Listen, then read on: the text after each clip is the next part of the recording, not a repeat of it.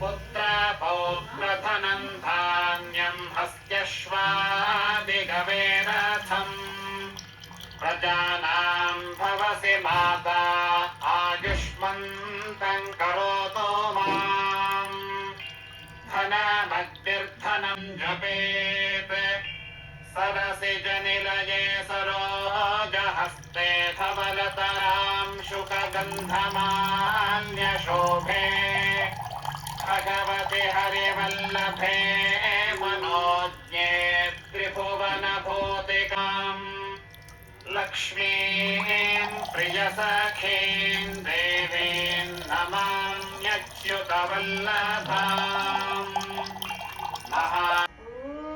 शुभप्रदायै नमः। ॐ नृपविष्मगतानन्दायै नमः। ॐ वरलक्ष्मी नमः। सर्वमङ्गलमाङ्गल्ये शिवे सर्वार्थसाधिके शरण्ये त्र्यम्बके देवी नारायणी नमोऽस्तुते। मङ्गलं गुरुदेवाय महनीयगुणात्मने सर्वलोकशरण्याय साधुरूपाय मङ्गलम्। श्रीमहाविष्णवे मङ्गलम्।